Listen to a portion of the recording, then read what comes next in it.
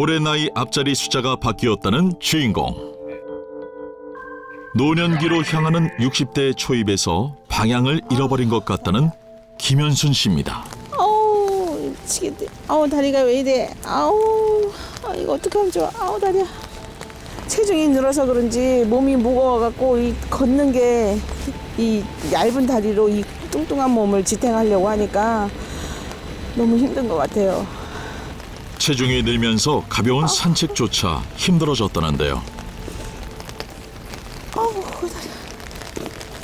조금만 걸어도 다리가 아프고 숨이 차서 어떻게 할 수가 없네요. 아우. 사실 그녀에게도 남부럽지 않은 시절이 있었습니다. 어쩜 저래. 20대 때는 아무리 저기 해도 25 허리가 많이 나가야 26 그리고 몸무게도 55kg까지 갔었는데 조금 방심하니까 어느 날 그냥 나도 모르게 그냥 북북북 하더니 막 65, 70, 75 막 이렇게 되더라고요. 그러나 결혼 이후 출산을 반복하고 사는 게 바쁘다 보니 어느새 몸은 불어났고 건강마저 무너지기 시작했습니다. 40대 후반, 50대 초반 되면서 몸이 좀 이상하더라고요. 이쪽에서 이렇게 팔에서 다리 있는 쪽으로 뭔가 찌릿찌릿한 느낌이 와서 병원에 가서 진단을 받았더니 혈압이 높으시다고. 살이 찌면서 혈관 건강에 직격타가 온 건데요. 만성질환인 고혈압과 당뇨가 동시에 덮쳐왔습니다. 평생 관리해야 하는 질병이기에 현순 씨는 다이어트를 결심했습니다. 골고루 영양소를 섭취하기 위해 신경을 쓰고 특히 밤량을 확 줄였다는데요. 혈압, 체중 감량을 하기 위해서 최대한 밤량을 줄이려고 노력하고 있어요. 사실 이것도 좀 많은 거예요. 밥 반 공기에 평범한 한식 위주의 식단. 남들과 다를 것 없이 오히려 적게 먹고 있는 것 같은데 나이가 들수록 다이어트가 어려운 숙제처럼 느껴집니다. 나름대로 이제 식단 관리를 하려고 노력하는데도 이게 살이 좀처럼 안 빠지네요. 체중 관리하기가 어렵네요. 간절한 마음과는 달리 다이어트는 늘 제자리 걸음. 식사가 끝나고 곧바로 무언가에 몰두 중인 그녀. 공방을 운영하면서 집에서도 틈틈이 작업을 이어가고 있는데요. 그런데 시작하자마자 몰려드는 졸음. 잠은 못 주무셨어요? 아유, 잠은 좀 잤는데, 아유, 왜 이렇게 피곤하지? 밥 먹고 나면은 굉장히 피로감이 많이 오네요. 오히려 더 졸리고 그러네요. 결국 자리를 박차고 일어나는데요. 밥 먹은 지 30분도 채 안 된 시간. 그대로 잠에 빠져듭니다. 이렇게 식후 낮잠 시간이 필수 일과가 된 지 오래. 아유, 잠을 자도 피곤해. 좀 더 자고 싶은데. 혈당 스파이크란 식후 2시간 사이에 혈당이 급 상승하는 현상을 말하는데요. 치솟은 혈당이 뚝 떨어지면서 허기가 몰려오고 급격한 피로감, 참을 수 없는 졸음, 집중력과 판단력 흐려짐 등이 나타나게 됩니다. 혈당이 높게 치솟으면 우리 몸은 혈당을 낮추기 위해 많은 에너지를 소모하는데요. 그 과정에서 뇌로 가는 산소 양이 줄게 되고 그로 인해 피로감과 집중력 저하, 공복감이 나타나게 됩니다. 문제는 혈당 스파이크가 전당뇨에서 당뇨로 가는 주요 지표가 된다는 건데요.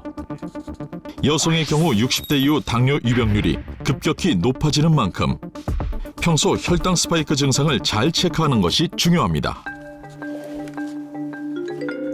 그렇다면 현순 씨의 공복 혈당과 식후 혈당의 차이는 어떨까?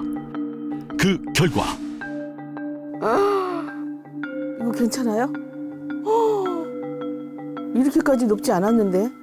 그래도 220 뭐 이 정도였는데 이건 오늘은 진짜 너무 더 심해졌네? 혈당 스파이크 판단 기준보다 3배 이상 높게 나타났습니다. 혈당 스파이크가 반복되는 경우에는 혈관의 내부세포가 손상돼서 염증이 생기게 되는데요. 그로 인해 동맥경화와 심근경색을 일으켜서 생명까지 위협하는 심각한 결과를 초래할 수 있습니다. 문제는 이 혈당 스파이크가 당뇨인에게만 나타나는 증상이 아니라 공복 혈당이 정상인 비당뇨인에게서도 발생한다는 것인데요. 특히 비만일 경우 혈당 스파이크 발생 위험이 높은 것으로 알려져 있습니다. 상황이 이렇다 보니 매일 챙겨야 할 약이 한두 가지가 아닙니다. 이게 고혈압, 당뇨, 고지혈 예방약, 혈액순환제 이렇게 해서 한꺼번에 먹어요. 밥보다 약을 더 챙기지만 고통은 줄어들지 않고 일상 속으로 파고듭니다. 염증성 부종으로 저릿한 팔다리. 다리야. 아우. 온몸이 땡땡해지고 뭐 풍선 바람 들어가듯이 그냥 빵빵해지고 그래요. 막 이렇게 살이. 이러다 더 큰 병이 오지 않을까 두려운 마음이 든다는데요. 심장마비로 갑자기 쓰러지거나 아니면 뇌출혈이 와서 뭐 어떤 치매라든가 그런 좋지 않은 병에 노출이 돼서 애들한테 짐이 될까 봐 그게 제일 걱정이죠. 과연 현순 씨의 현재 건강 상태는 어떨까? 정확한 확인을 위해 병원을 찾아 여러 가지 검사를 진행해 봤습니다. 한번 볼록 내밀어 보세요. 숨 참고 배 볼록. 네. 간이랑 여기 신장이랑 비교해 보면 보통은 이제 여기 신장의 색깔과 간의 색깔이 비슷비슷해야 되는데 지방층이 간에 침착이 돼서 간이 너무 밝게 보여요. 간이 너무 밝게 보이는 건 건강한 건 아니거든요. 그래서 누가 봐도 저명한 지방간이 있으시고 하얗게 지방이 침착된 지방간이 관찰되었고 높은 콜레스테롤이 원인인 담소까지 발견됐습니다. 전반적으로 콜레스테롤 수치가 높으신데 그 중에서 중성지방 수치가 너무 높으세요. 고지혈증이 확인이 되시고 두 번째 혈당이 너무 높으세요. 아시죠? 혈관을 산화시켜 염증을 일으키는 지표들이 명확하게 발견된 현순 씨. 김현수 씨처럼 뱃살이 많은 사람의 경우에는 인슐린 저항성이 높기 때문에 혈당이 올라갔다가 쉽게 떨어지지 않는 이런 혈당 스파이크가 나타나게 되는데 이런 혈당 스파이크가 많이 생기게 되면 더더욱더 혈당 관리가 되지 않고 살이 찌는 경향으로 바뀔 수 있습니다. 이러한 악순환은 혈당과 비만이 직접적인 영향을 주고받기 때문인데요. 혈당이 높을수록 살이 찌는 이유는 무엇일까요? 혈당 스파이크가 일어날 때 우리 몸은 인슐린을 평소보다 과도하게 분비합니다. 이 과정이 반복될 경우 포도당이 지방 형태로 몸에 축적되면서 비만의 원인이 되는데요. 인슐린 저항성이 생겨 인슐린을 아무리 많이 만들어내도 포도당이 세포에 제대로 흡수하지 않게 됩니다. 그만큼 살이 찌기 쉬운 체질로 변할 수밖에 없는 거죠. 최근 전 세계적으로 혈당을 관리하는 다이어트법이 큰 주목을 받고 있습니다.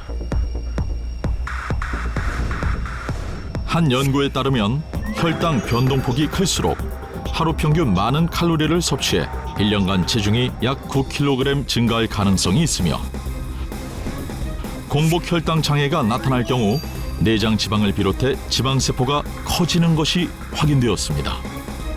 비만한 경우 당뇨병 발생률이 높아지는데 실제 당뇨인의 절반 이상이 비만한 것으로 나타났습니다. 인슐린 분비 자체만으로도 지방 조직에서 지방산 합성을 증가시키고 지방 분해를 억제하는 작용을 하기 때문에 체지방이 쌓이는 것을 막으려면 인슐린 분비를 낮춰야 합니다.